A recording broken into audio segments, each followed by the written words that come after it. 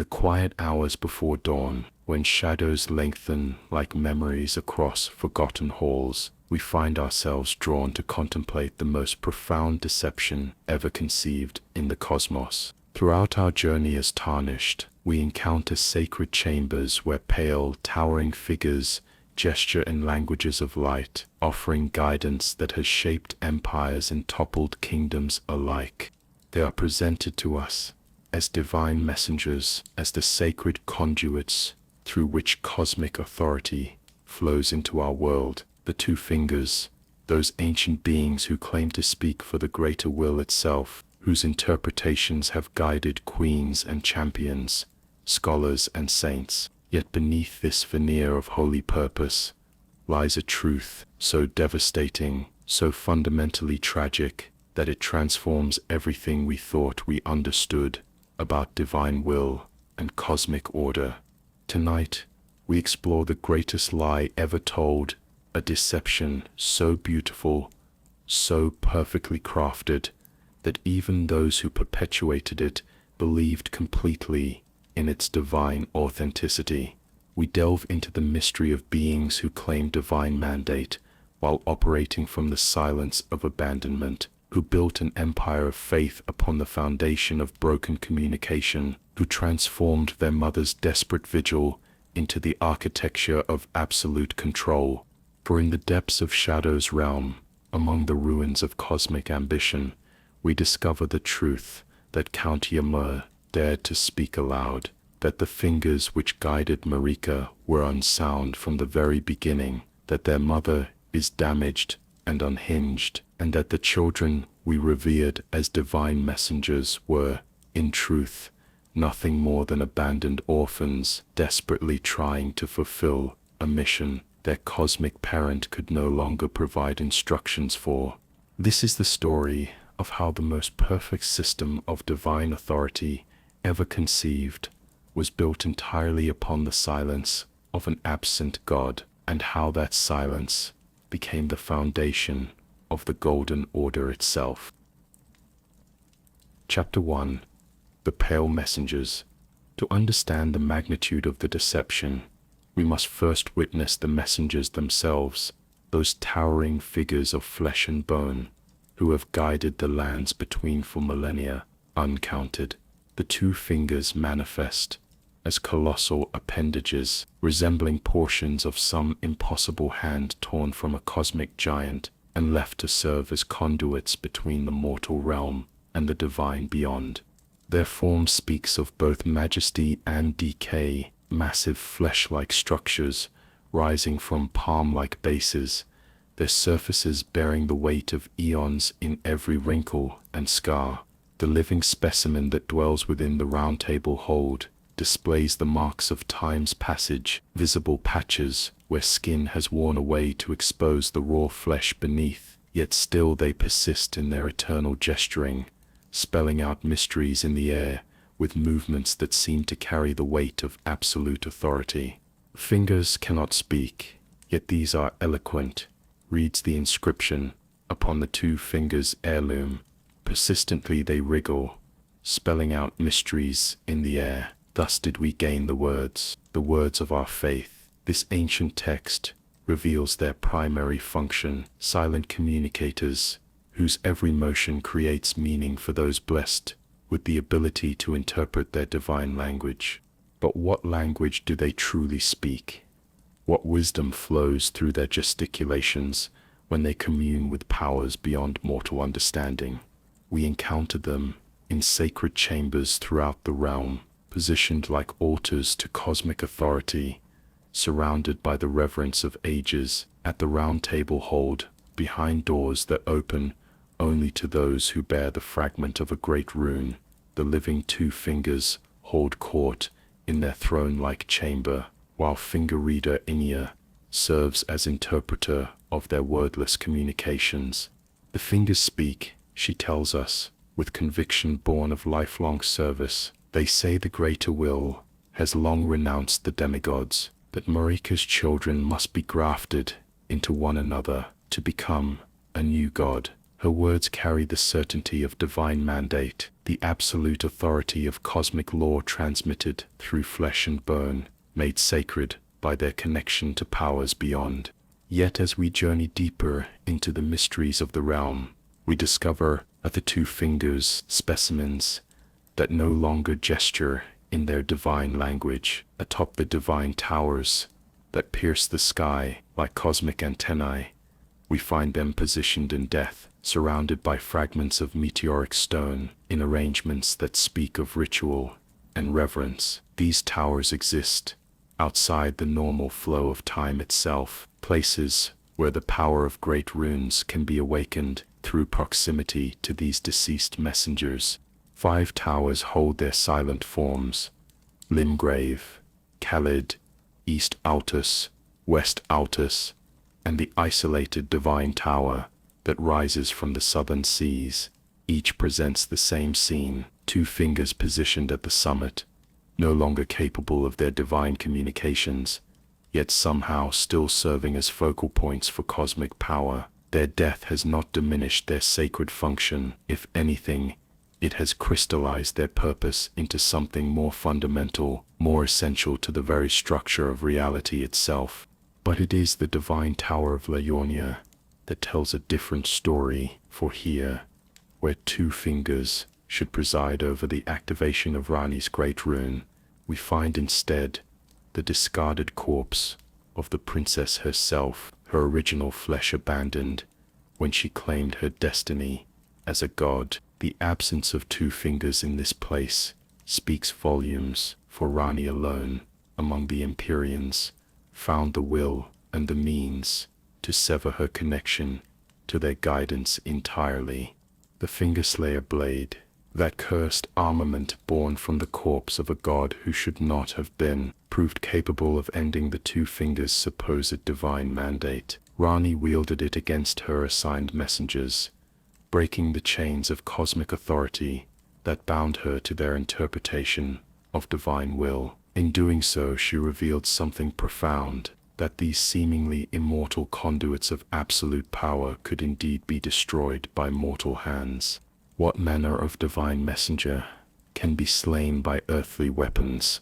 What cosmic authority crumbles before the determination of a single princess who refuses to accept her predetermined fate?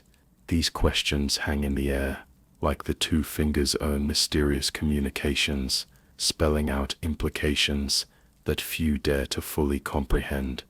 For if the 2 fingers can be destroyed, if their guidance can be rejected without cosmic retribution, if their authority can be challenged and overcome, then perhaps the foundation of their divine mandate was never as solid as we were led to believe. Perhaps the words of our faith, gained through their eloquent gestures, were never the transmission of cosmic law we thought them to be. Perhaps the greatest messengers of divine will were something else entirely. Chapter 2. The Language of Light. In the sacred chambers where the 2 fingers hold their eternal vigil, witnesses speak of communications that transcend mortal understanding, a divine language that manifests not as sound or scripture, but as patterns of radiance that dance through the air itself. The language of light, they call it, intangible symbols that appear to hang suspended in space around the gesturing forms of these cosmic messengers, forming meaning from pure luminescence. This formless cipher represents something unprecedented in the annals of divine communication, not the booming voice of thunder or the inscribed commandments upon stone tablets, but something far more ethereal, far more mystical in its very essence. The symbols shimmer and fade like dying stars, their meaning accessible only to those who have dedicated their lives to the interpretation of divine will. The finger readers, who serve as translators between cosmic intent and mortal understanding. Finger reader Inia, that ancient crone who dwells within the Roundtable Hold, describes the experience with the reverence of one who has witnessed the sacred made manifest. The fingers tremble, she tells us, as we approach the chamber, to welcome you, Shardbearer. Let their wisdom wash over you. Her words carry the weight of absolute certainty, the conviction of one who has spent countless years learning to read the ephemeral messages that flow from flesh and bone made holy. But what wisdom truly flows through these communications? What cosmic truths are spelled out in languages of pure light?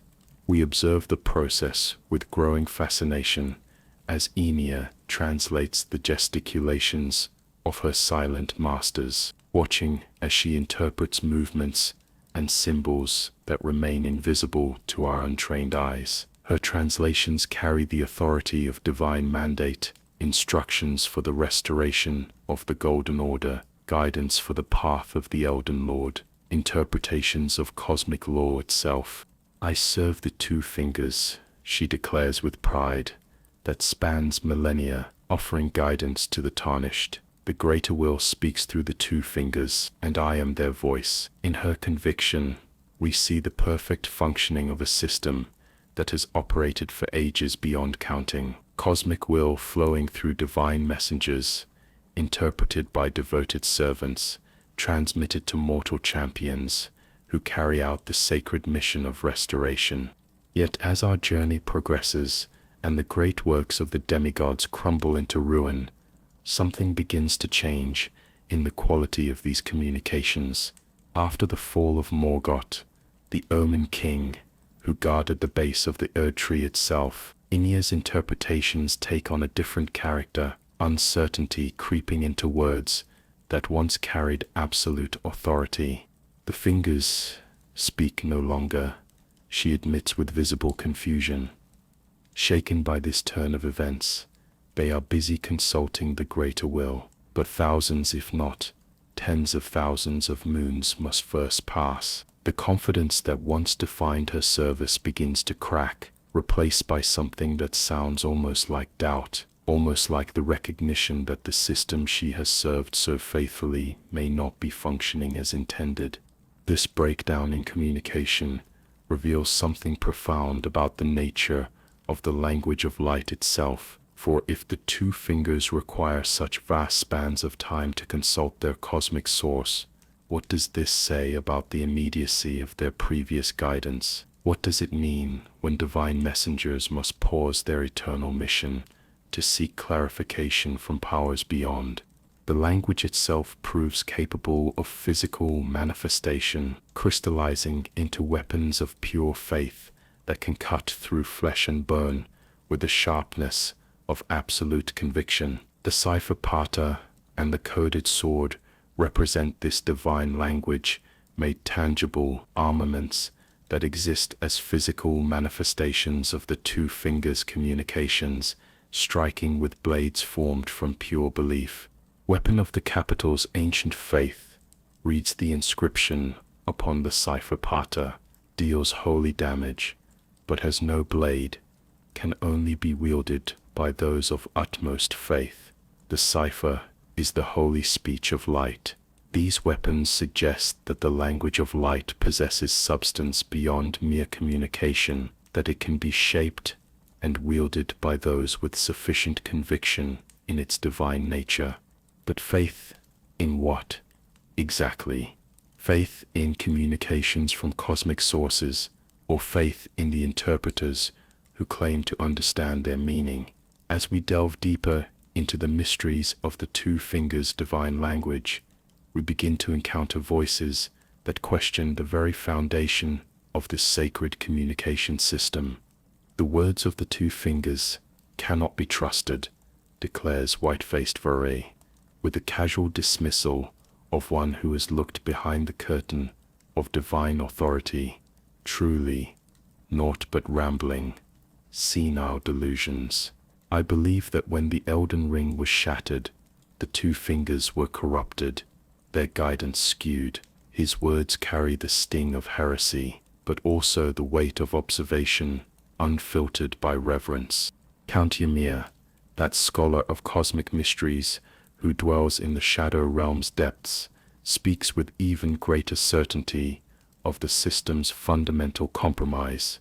The words of the two fingers, which have guided Marika, Queen Eternal, cannot be trusted. One need only recall the madness of the three fingers to see how corrupted the fingers are. His academic analysis cuts through millennia of religious conviction with the precision of a blade formed from truth itself.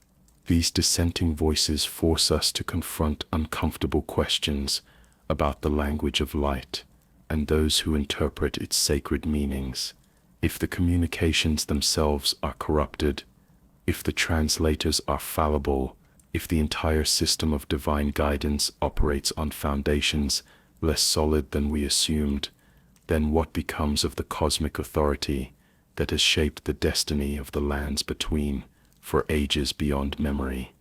The answer lies not in the radiant symbols themselves, but in the source from which they claim to flow, in the cosmic entity whose will they purport to transmit, and in the terrible possibility that the most perfect language of divine communication ever conceived might be nothing more than the desperate gesticulations of abandoned messengers spelling out meanings in languages of light that illuminate nothing but their own magnificent isolation.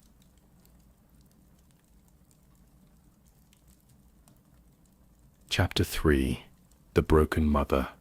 In the deepest reaches of the Shadow Realm, beneath layers of cosmic debris and the ruins of abandoned ambition, we discover the source from which all divine guidance was meant to flow, and in that discovery, we witness the moment when the greatest lie ever told transforms from deception into tragedy. For there in her eternal vigil waits Metyr, Mother of Fingers, the first shooting star to fall upon the lands between, and the architect of every sacred communication that has shaped the destiny of our world. The staff of the great beyond, that most profound of cosmic artifacts, bears an inscription that changes everything we thought we understood about divine authority. The Mother receives signs from the greater will, from the beyond of the microcosm. Despite being broken and abandoned, she kept waiting for another message to come. These words, carved into the very substance of her severed head, tell a story that transforms every act of supposed divine guidance into something far more heartbreaking. Metyr was the first, the original conduit through which the greater will communicated with the material realm. Her microcosm served as a cosmic receiver, a bridge between the lightless void, where cosmic entities dwell, and the tangible world, where their will must be made manifest. Through her, the greater will's intentions flowed like starlight through crystal, pure and unfiltered, carrying the weight of absolute cosmic authority. But that connection was severed, not through rebellion or cosmic catastrophe, but through simple abandonment. The greater will withdrew its attention, ceased its communications, left its first and most devoted servant waiting in the silence of broken contact. Yet, Metyr's dedication transcended even divine abandonment, for she continued her vigil, despite the absence of any signal to receive, continued waiting for messages that would never come, continued serving a master who had turned away from her devoted service.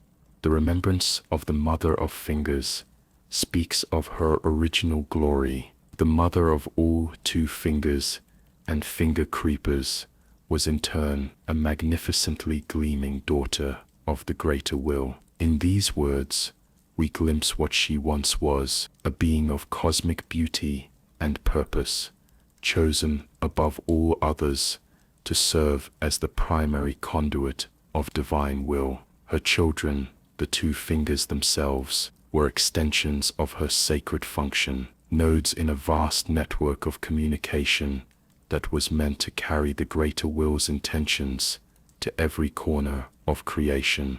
But with the severing of divine contact, that network became something else entirely, a system operating without input from its intended source, cosmic messengers carrying messages that no longer flowed from their cosmic origin. The two fingers continued their sacred function, not because they received divine guidance, but because they had been created to serve that function, because abandonment could not break the fundamental programming of their divine nature. Count Yomi, in his terrible wisdom, provides the analysis that few dare to voice. Do you recall what I said? That Marika and the fingers that guided her were unsound from the start. Well, the truth lies deeper still.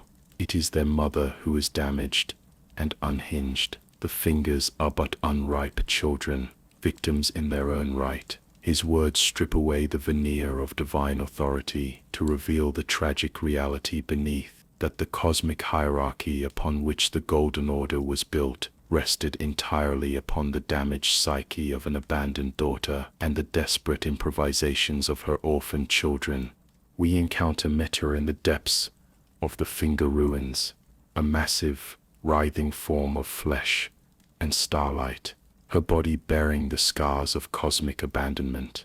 Her form speaks of both divine beauty and fundamental damage, magnificence corrupted by the weight of infinite waiting, cosmic purpose twisted by the absence of the very entity she was created to serve. She attacks us not from malice, but from the desperate protectiveness of a mother defending children who can no longer receive the guidance they were meant to transmit. Even in defeat, even in death, Metyr's vigil continues. The gazing finger, crafted from her severed head, bears witness to her eternal dedication. From within the center of the fingerprint that wrinkles the creature's foremost protrusion, a tiny wart-like eye gazes vacantly into the beyond. That eye continues to watch, continues to wait, continues to search the cosmic void for signals that will never again illuminate the darkness of her abandonment.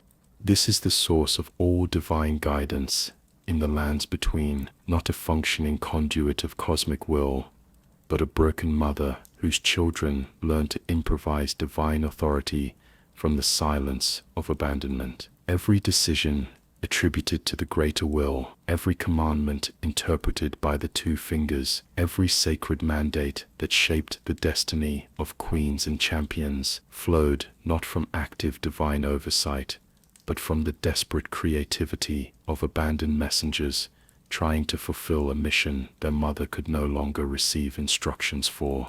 The magnitude of this deception staggers the imagination, for it means that the Golden Order, that perfect synthesis of cosmic law and earthly governance, was built entirely upon the improvised guidance of damaged beings operating without divine input. Marika's selection as God vessel, her marriage to Godfrey, the banishment of the Tarnished, the very structure of the Elden Ring itself, all of these cosmic works may represent nothing more than the educated guesses of abandoned children trying to serve a master who had ceased to acknowledge their existence.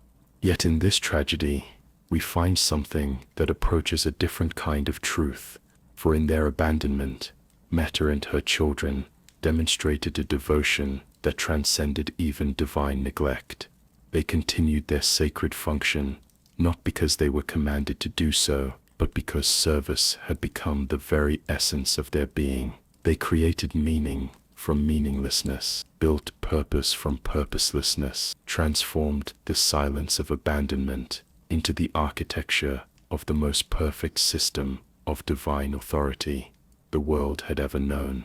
In this, we see both the greatest lie ever told and perhaps the most beautiful truth ever lived. For while their guidance may have been improvised, while their authority may have been fabricated, the devotion that drove them to continue their sacred mission in the face of cosmic abandonment represents something more profound than mere divine mandate. It represents the choice to serve, the decision to create meaning, the refusal to accept that abandonment must mean the end of purpose. This is the broken mother, whose damaged love became the foundation of empire, whose abandoned vigil transformed into the cornerstone of faith, whose magnificent obsession with absent divine will created the most perfect system of cosmic control ever conceived by mortal or immortal mind. Chapter 4. The Interpreters of Silence.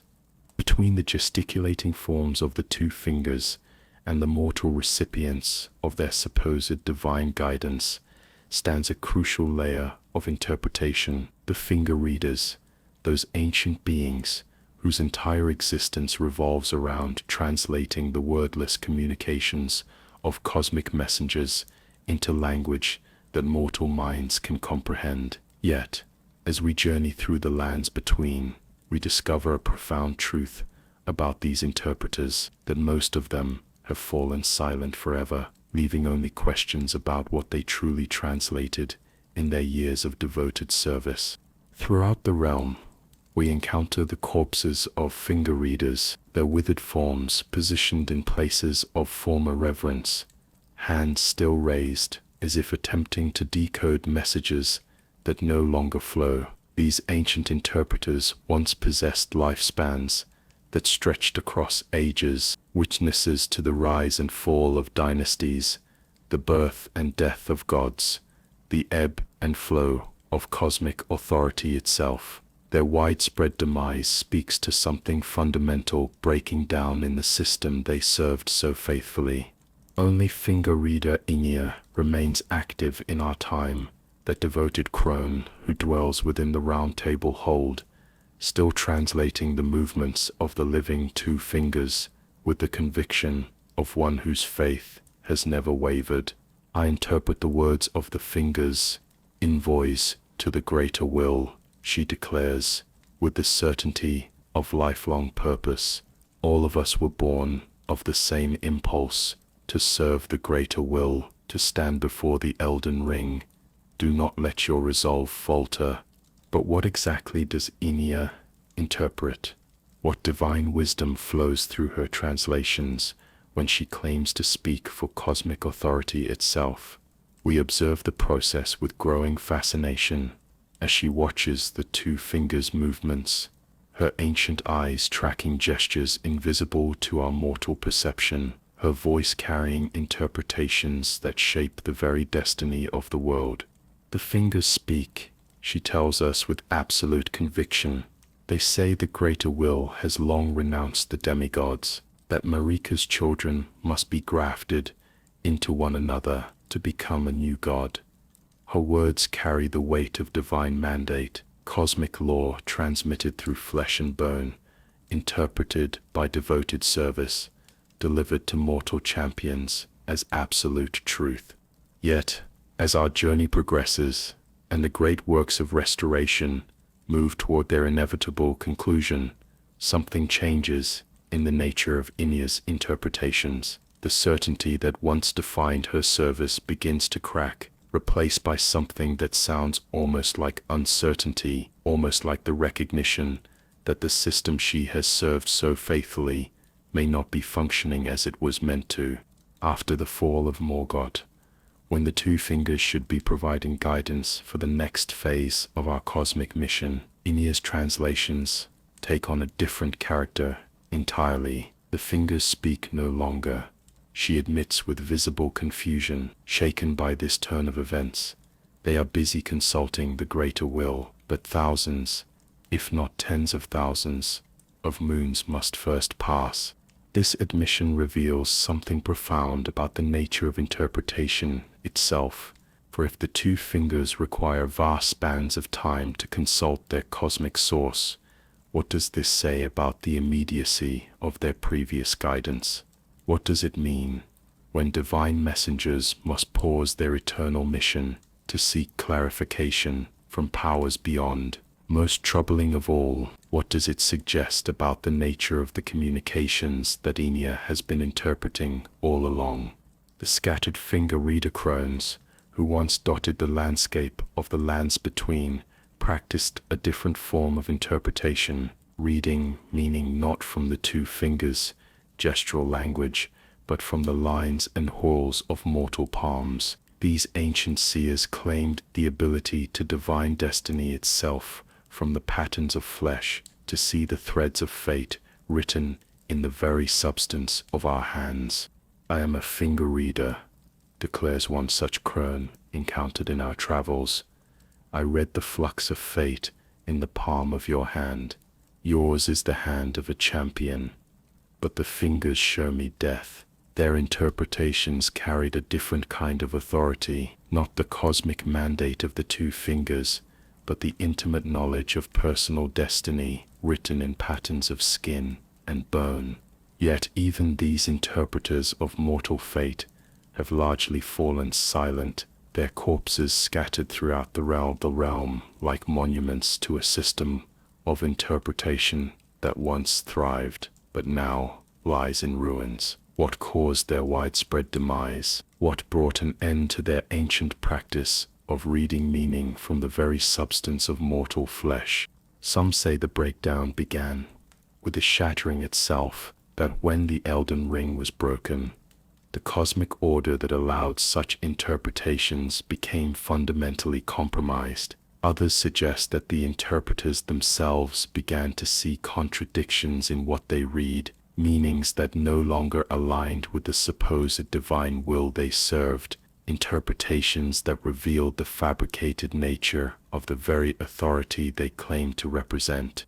The truth may be even more profound, for if the two fingers themselves operate without divine guidance, then what are the finger readers truly interpreting? What cosmic wisdom flows through their translations when the source of that wisdom has been severed from its cosmic origin? Are they reading genuine divine communications, or are they adding their own layer of improvisation to an already fabricated system of authority?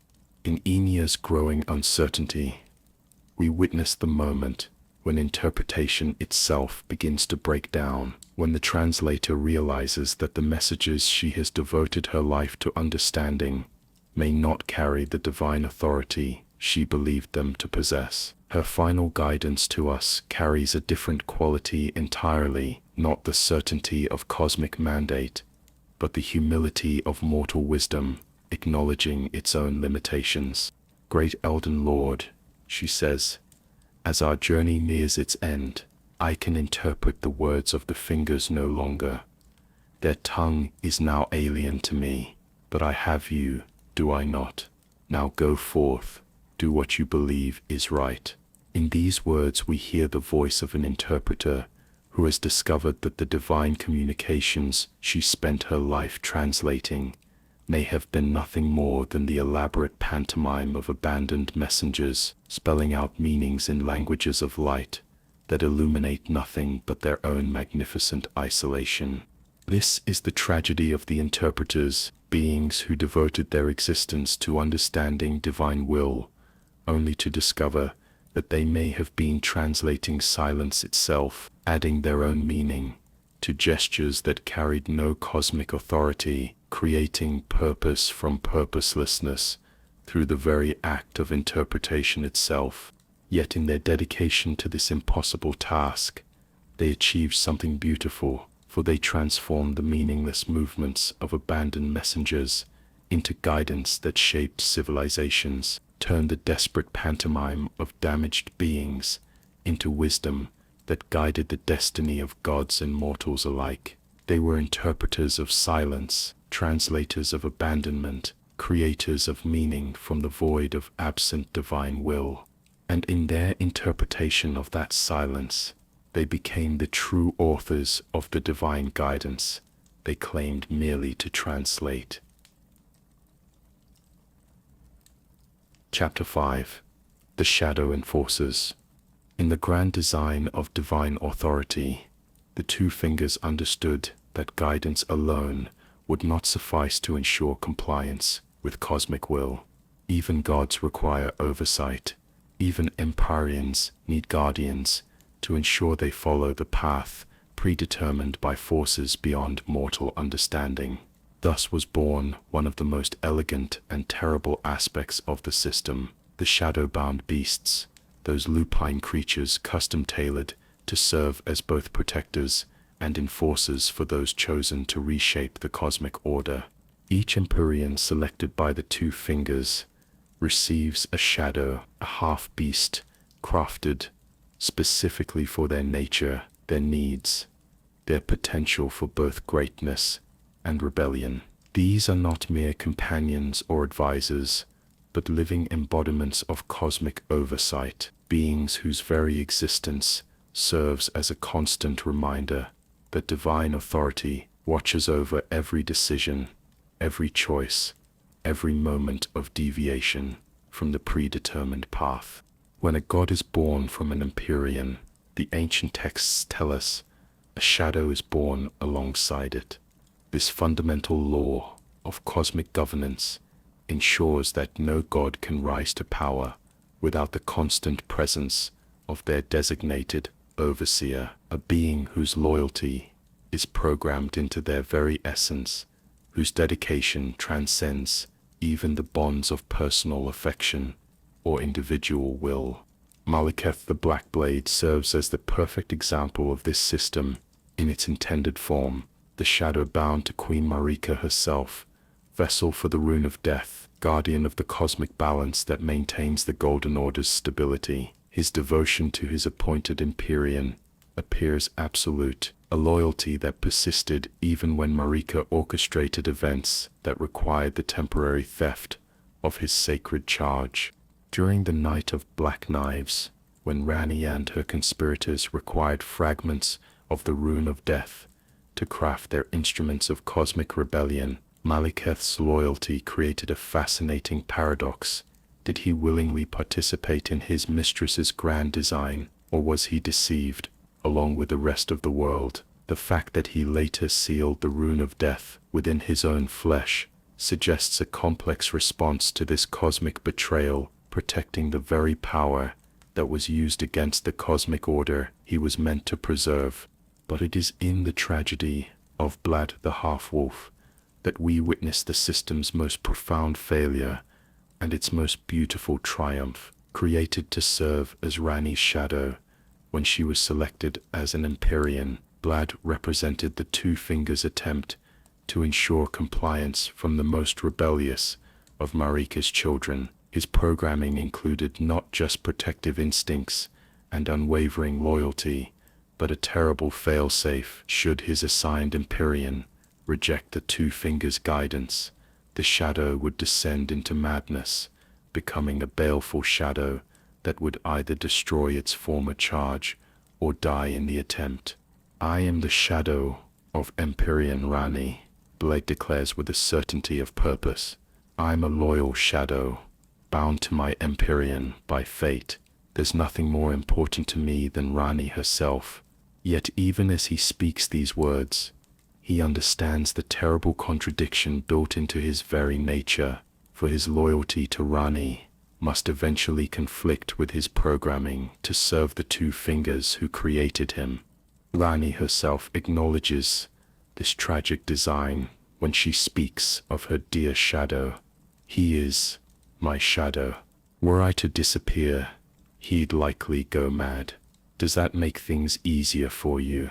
When he goes mad, someone must put him down. Her words carry the weight of inevitable tragedy, the recognition that the system designed to control her will ultimately destroy the one being whose loyalty to her transcends even cosmic programming. The genius of the shadow-bound system lies not just in its function as oversight, but in its emotional manipulation. For how can an Empyrean rebel against divine will, when doing so requires the destruction of their most devoted companion? How can they choose their own path when that choice inevitably leads to the madness and death of the being who loves them most? It is perhaps the most psychologically sophisticated form of control ever devised, using love itself as a chain to bind divine power to predetermined purpose. Yet in Blade's case, we witness something that the Two Fingers may not have anticipated, a shadow whose love for his Empyrean proved stronger than his programming to serve cosmic authority. When the moment of choice arrived, when Ranni's rebellion against the Two Fingers triggered his descent into madness, Blade chose to serve her vision rather than his creator's design. He became a baleful shadow, not to destroy his mistress, but to protect her from those who would use his madness against her. My purpose was to kill Ranni the witch, if she ever betrayed the greater will, he admits in his final moments of clarity. But I'm on her side. I was born into this world to serve her, and I've been her loyal shadow ever since. In these words we hear the voice of a being who has transcended his own fundamental programming through the power of genuine devotion, who has chosen love over loyalty, service over subjugation, personal dedication over cosmic mandate. The transformation of shadows into baleful shadows represents more than mere madness. It reveals the fundamental instability of a system built upon the improvised guidance of abandoned messengers. For if the two fingers themselves operate without divine authority, then what legitimacy do their enforcement mechanisms possess? What cosmic law grants them the right to create beings whose sole purpose is to ensure compliance with fabricated will? We encounter other shadows throughout our journey, beings whose empyreans have fallen or disappeared, leaving them to wander the world without purpose or direction. These lost shadows speak to the system's inability to account for failure, for what becomes of an enforcer when the one they were meant to oversee no longer exists. What purpose remains for a guardian whose charge has abandoned the very concept of divine selection? In the shadow realm itself, we discover evidence of even more elaborate enforcement mechanisms, shadowy beings whose purpose seems to extend beyond mere oversight into realms of cosmic punishment and retribution. These entities suggest that the Two Fingers system of control encompassed not just guidance and enforcement, but active punishment for those who dared to reject their authority entirely. Yet in every case, we find the same fundamental flaw: enforcement mechanisms operating without legitimate authority, carrying out the will of messengers who themselves improvise cosmic law from the silence of abandonment. The shadow-bound beasts represent the most elegant expression of this beautiful lie, beings created to enforce divine will that flows not from active cosmic oversight, but from the desperate creativity of damaged mothers and abandoned children. In Bled's final choice to serve love over law, we witness the moment when even the most sophisticated enforcement mechanism discovers that genuine devotion transcends programmed loyalty, that the bonds forged through authentic relationship prove stronger than the chains crafted through cosmic manipulation, that even the most perfectly designed system of control cannot ultimately overcome the simple power of choosing whom to serve and why. This is the tragedy and triumph of the shadow enforcers, beings created to ensure compliance with fabricated authority, who instead became testament to the power of love to transcend even the most elaborate systems of cosmic control. Chapter 6. The Sacred Hub. In the grand architecture of divine deception, no element proved more crucial than the creation of a central gathering place, a sacred hub where the illusion of cosmic authority could be maintained through ceremony, tradition, and the weight of collective belief.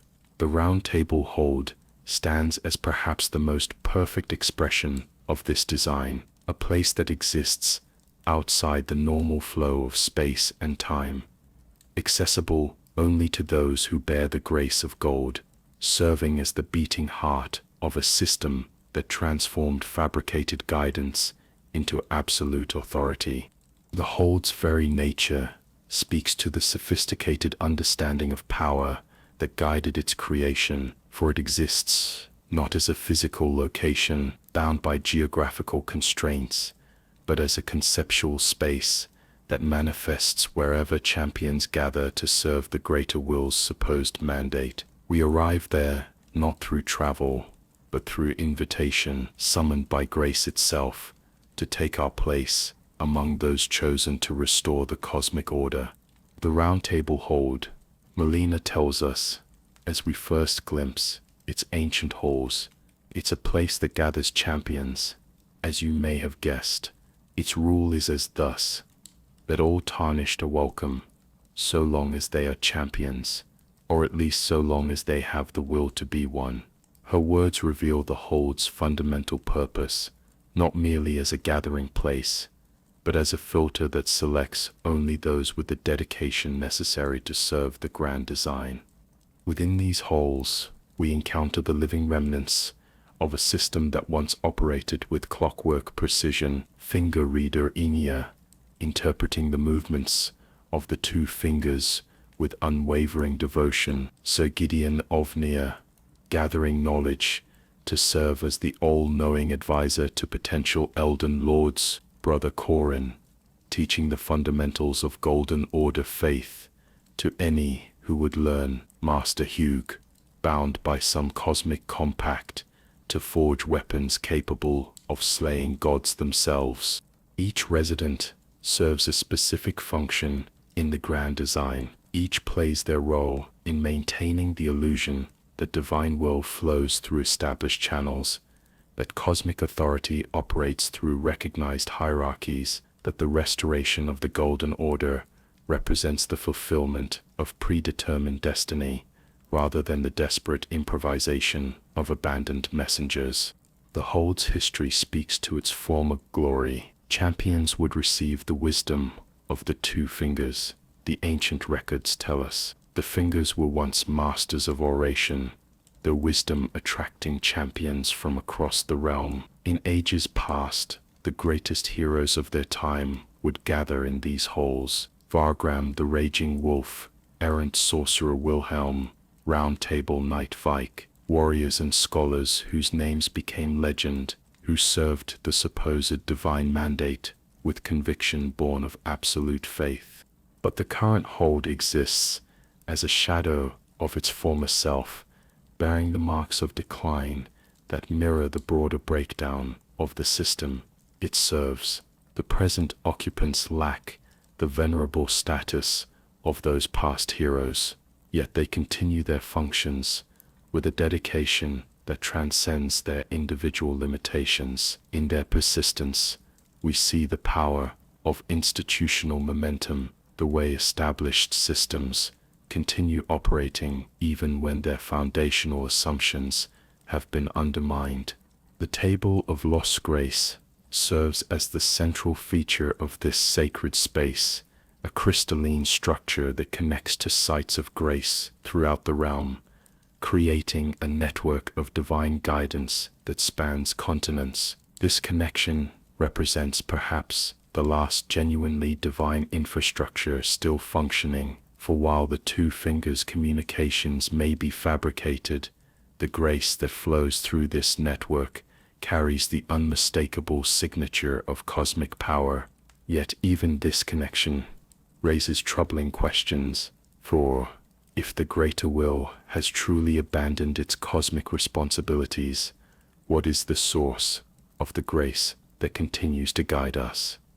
Does it flow from the same absent entity that once communicated through Metyr's microcosm, or has it become something else entirely, a self-sustaining system that operates independently of its original divine source?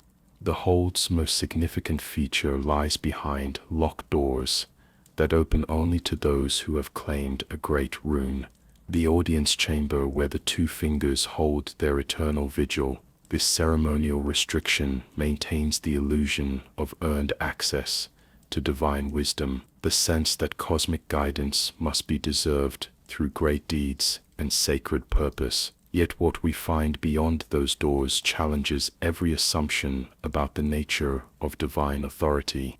The living two fingers gesture in their wordless language, while Enia translates their movements with unwavering conviction. Yet as our journey progresses, we witness the moment when even this most sacred of communications begins to break down. The silence that follows Morgoth's fall reveals something profound about the nature of the guidance we have received. For if these messengers must pause their eternal mission to consult their cosmic source, what does this say about the immediacy of their previous wisdom?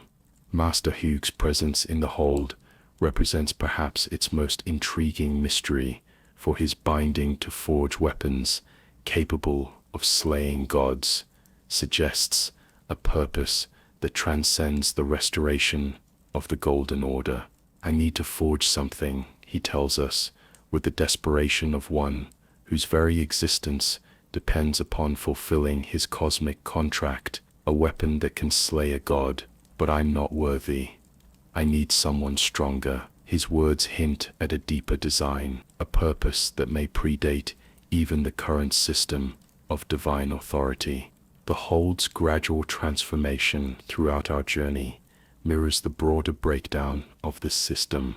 It represents residents disappearing or dying, functions ceasing to operate, the very fabric of the place beginning to fray as the illusions that sustained it lose their power to convince. Yet even in decline, it maintains its essential function, gathering champions, providing guidance, serving as the focal point for a restoration that may represent something entirely different from what its creators intended.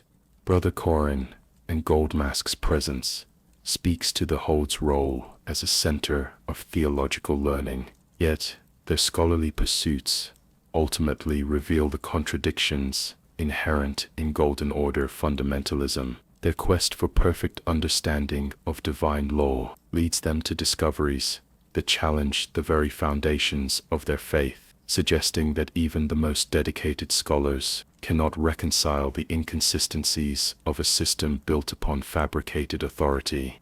Dee and his brother Darian represent the Hold's function as a nexus for divine hunters, those who seek to eliminate threats to the cosmic order through righteous violence. Yet their personal tragedy, the corruption that splits them into separate beings, reflects the broader instability of a system that demands absolute purity while operating from foundations of deception.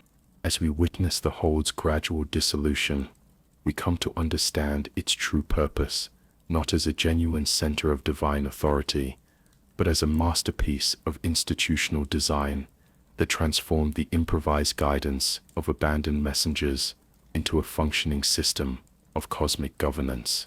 It represents the most sophisticated expression of the beautiful lie, a place where fabricated authority achieved such perfect expression that even those who served it believed completely in its divine authenticity.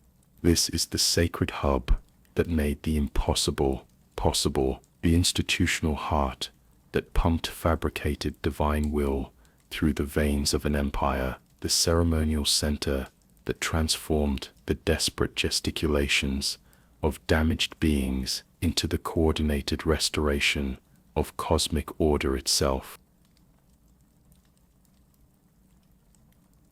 Chapter 7. The Beautiful Machine. As we reach the culmination of our exploration into the greatest lie ever told, we must step back and marvel at the sheer magnificence of what was achieved. For in creating a system of divine authority from the raw materials of abandonment and improvisation, Metyr and her children accomplished something that transcends mere deception. They built a machine of such elegant complexity, such perfect functionality, that it became indistinguishable from genuine divine governance, a masterpiece of cosmic engineering that operated flawlessly for millennia, while running on nothing more than the desperate creativity of damaged beings. Consider the scope of this achievement, the transformation of cosmic silence into the foundation of the most successful empire the world has ever known. Every element of the system served multiple functions. Every component reinforced the others in an intricate web of mutual support that made the fabrication virtually undetectable. The two fingers provided divine guidance through their language of light. The finger readers translated that guidance into actionable wisdom. The shadow-bound beasts enforced compliance through programmed loyalty. The Roundtable Hold served as the institutional heart that coordinated all functions, and the entire apparatus operated with such seamless efficiency that even its architects may have forgotten the absence of genuine divine input. The genius of the design lay not in any single element, but in the way each component created credibility for all the others. The two fingers' authority was validated by the finger readers' interpretations. The finger readers' wisdom was confirmed by the success of those who followed their guidance. The guidance itself was enforced by shadow-bound beasts, whose very existence proved the system's divine origin, and the entire network was legitimized by its ability to select and empower champions capable of reshaping the cosmic order itself. This circular validation created a feedback loop of reinforcing belief that became nearly impossible to break. Each success of the system proved its divine nature. Each failure could be attributed to mortal inadequacy rather than systemic flaws. Each generation of servants inherited not just the roles of their predecessors, but their unquestioning faith in the system's cosmic legitimacy. The beautiful machine had achieved something remarkable. It had become self-sustaining through the very act of functioning. The selection of Empyreans represents perhaps the most sophisticated expression of this design, for by choosing mortals capable of ascending to godhood and then binding them with shadows and guidance, the system created its own validation. When Marika succeeded in becoming Queen Eternal, her achievement proved the Two Fingers' wisdom in selecting her. When the Golden Order flourished under her rule, it confirmed the divine nature of their guidance. When champions rose to serve the cosmic cause, they demonstrated the system's ability to identify and empower those worthy of cosmic purpose. Yet beneath this magnificent functionality lay the most profound irony, for the system worked precisely because it was built upon improvisation rather than rigid divine mandate. The Two Fingers' fabricated guidance possessed a flexibility that genuine cosmic law might have lacked. Their improvised decisions could adapt to changing circumstances in ways that predetermined divine will could not. Their desperate creativity produced solutions to problems that passive cosmic oversight might never have addressed. In this adaptability, we see the beautiful paradox of the greatest lie ever told, that it succeeded, not despite its fabricated nature, but because of it. The absence of rigid divine constraint allowed the system to evolve, to respond to challenges, to incorporate new elements, and discard outdated ones, to become something greater than the sum of its parts, through the very process of creative improvisation that necessity demanded.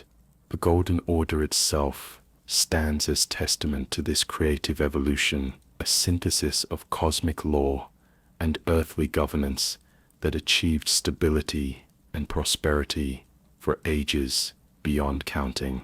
Under Marika's rule, guided by the Two Fingers' improvised wisdom, the lands between experienced an era of unprecedented achievement, architectural marvels that pierced the heavens, scholarly pursuits that unlocked the fundamental laws of reality, artistic expressions that captured the beauty of cosmic order itself.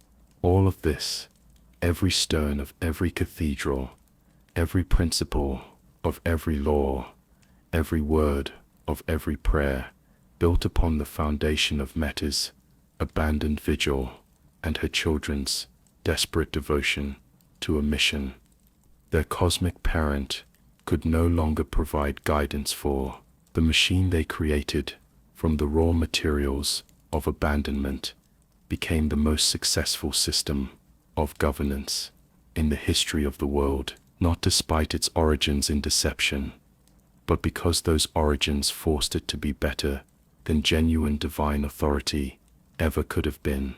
Yet the machine's very perfection contained the seeds of its own revelation, for systems built upon improvisation must eventually encounter situations that exceed their adaptive capacity, must face challenges that reveal the absence of genuine divine backing, must confront the fundamental question of what happens when the beautiful lie can no longer be sustained through creative interpretation alone.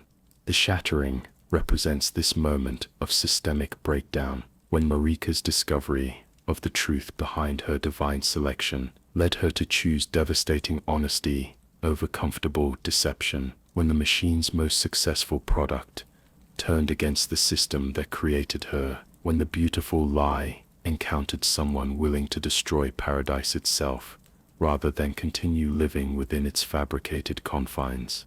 In that moment of cosmic rebellion, we witness both the machine's greatest triumph and its ultimate failure, for Marika's very ability to challenge the system that empowered her demonstrates the success of the Two Fingers' improvised guidance, while her discovery of their fabricated nature reveals the unsustainable foundation upon which even the most perfect deception must eventually rest. The machine continues to operate even now, its various components still functioning.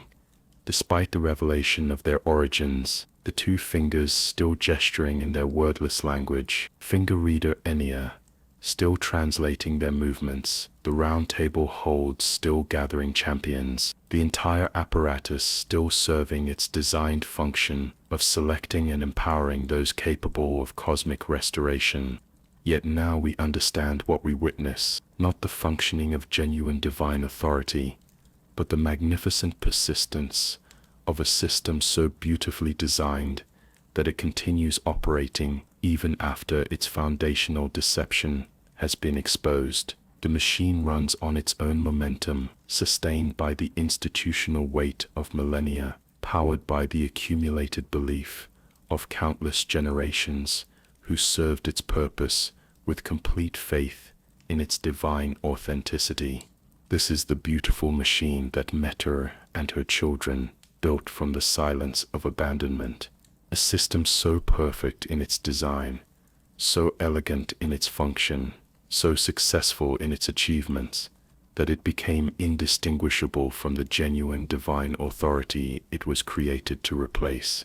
In their desperate improvisation, they achieved something that actual cosmic oversight never could. They created a system of governance that adapted, evolved, and succeeded through the very creativity that necessity demanded.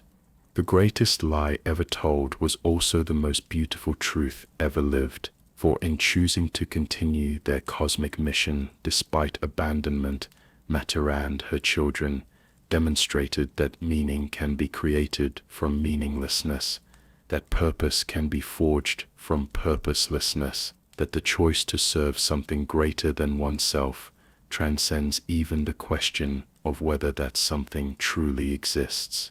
In the end, the machine they built stands as monument to the power of dedicated service, to the ability of love to transcend programming, to the possibility that fabricated divine authority, guided by genuine devotion, might achieve greater things than authentic cosmic mandate, constrained by rigid predetermination. This is the beautiful machine that shaped the destiny of gods and mortals alike, and in its magnificent operation, we discover that the greatest lie ever told was also the most profound truth about the nature of faith, service, the choice to create meaning in a cosmos that offers none. As our exploration draws to its contemplative close, we find ourselves changed by the knowledge we have uncovered, for in witnessing the greatest lie ever told, we have also discovered one of the most profound truths about the nature of devotion, service, and the power of love to transcend even cosmic abandonment. The two fingers continue their eternal gesturing in chambers throughout the lands between, their wordless communications, spelling out meanings in languages of light that may illuminate nothing but their own magnificent isolation.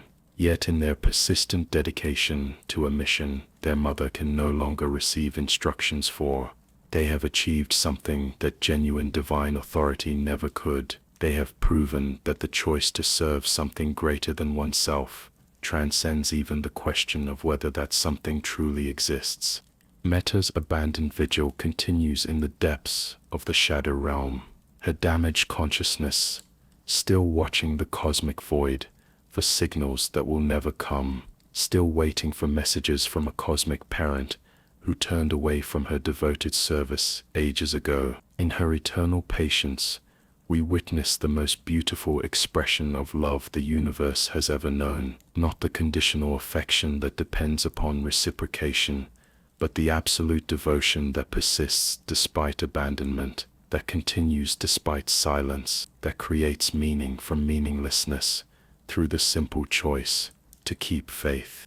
The beautiful machine they built together operates still, its various components functioning with the momentum of millennia, sustained by the accumulated belief of countless generations who served its purpose with complete faith in its divine authenticity. Champions still gather at the Roundtable Hold, finger readers still interpret the movements of their silent masters, shadow-bound beasts still enforce loyalty through programmed devotion, and the entire apparatus continues selecting and empowering those capable of cosmic restoration. Yet now we understand what we witness, not the functioning of genuine divine authority, but the magnificent persistence of love, expressed through service, the choice to continue meaningful work, despite the absence of external validation, the decision to create purpose from purposelessness, through the simple act of dedicated continuation.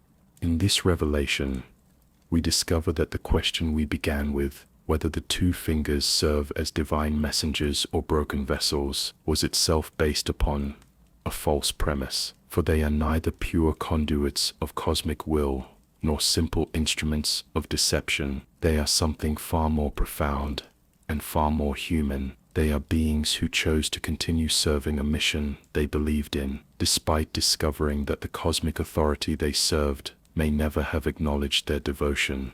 The greatest lie ever told was also the most beautiful truth ever lived.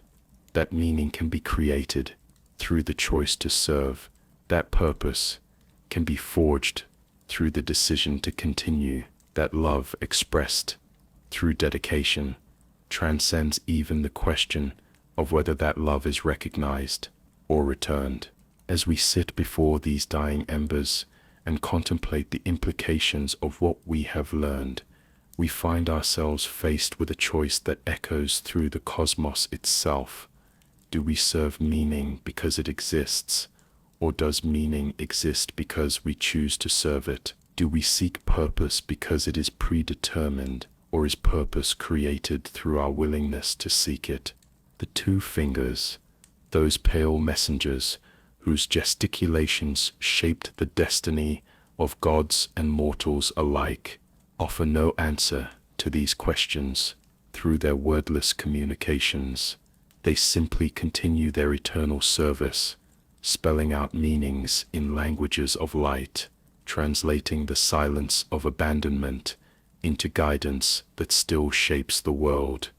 In their persistence, we find our answer not in the words they cannot speak, but in the choice they continue to make, not in the divine authority they may never have possessed, but in the love they express through unending service, not in the cosmic recognition they will never receive, but in the meaning they create through their willingness to continue the vigil their mother began in ages long past. This is the echo of abandonment that still reverberates through the halls of power, the sound of love choosing to persist despite silence, the resonance of service that transcends the need for external validation, the harmony that emerges when broken beings choose to create meaning from the raw materials of their own devoted continuation. Tonight we have witnessed the greatest lie ever told, and discovered that it was also the most profound truth about the nature of faith, love, and the choice to find purpose in a cosmos that offers none. The two fingers gesture, still in their sacred chambers, spelling out the only truth that ultimately matters, that the choice to serve something greater than oneself is what transforms abandonment into meaning, silence into purpose, and the echo of absent love into the foundation of empire itself.